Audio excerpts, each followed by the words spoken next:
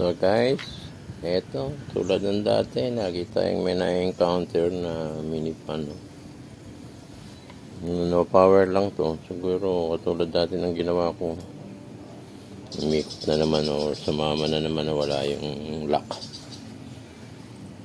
So, naman, tingnan natin dito. Dito na. Wala dito lagi ang trouble. Ito naman okay ito.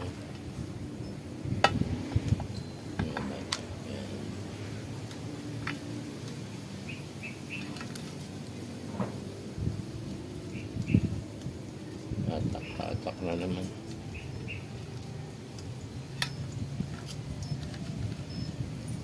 Hatak na naman ito.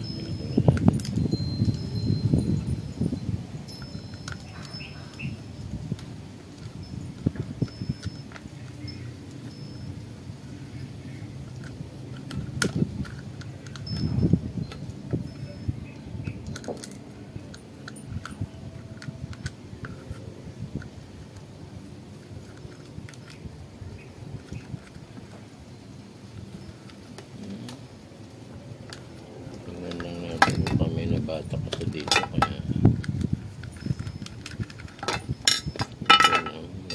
need magnet tayo lalagyan ng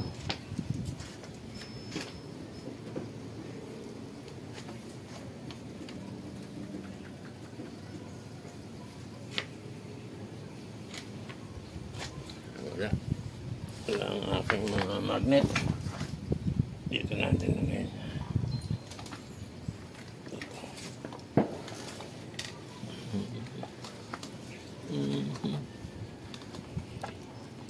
Masuksan natin ito.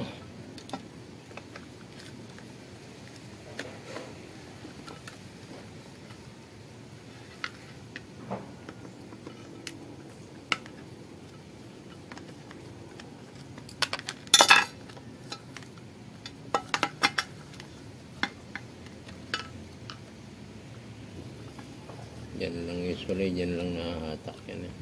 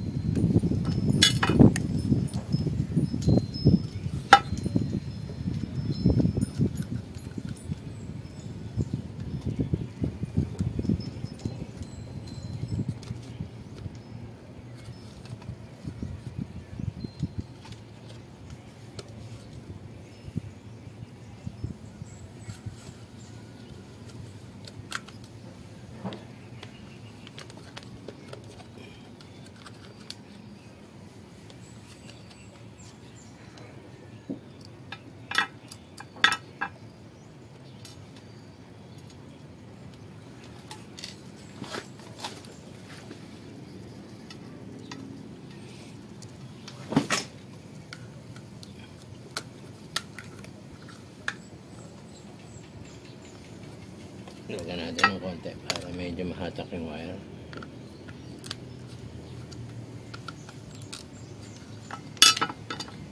Yan.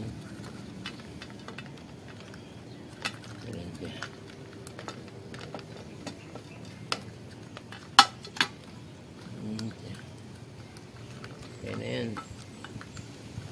Dito tayo. Natin.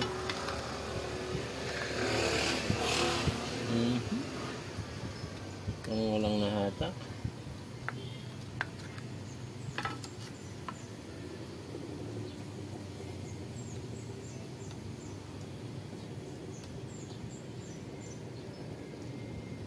dito sa doktungan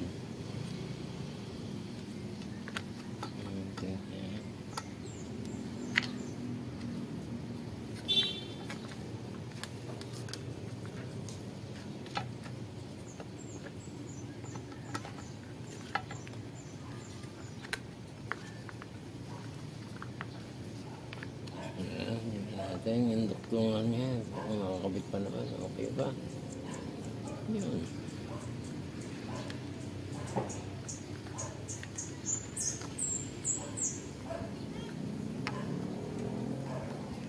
Tingnan natin ito kung tutunog.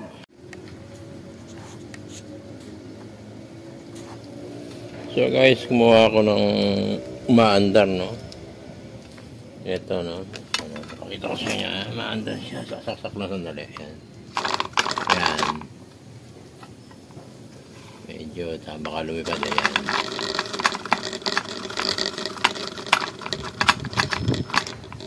Hawakan ko na yan. So, dapat ang resistance niya nasa kay ohm lang. Kita ba dito? Papakita ko na dito sa harapan. Nandito. Nasa 1,000 lang kay ohms. Yung isa naging meg ohm na eh. Ang layo. Teka. Lalapit ko. Medyo. Ayan.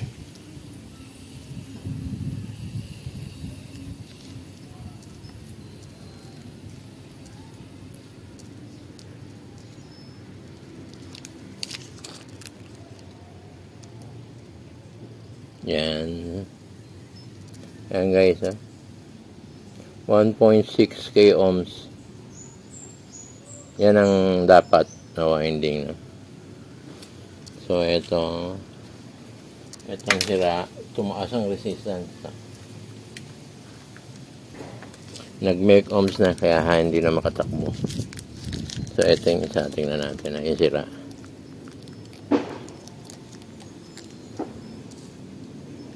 Yan.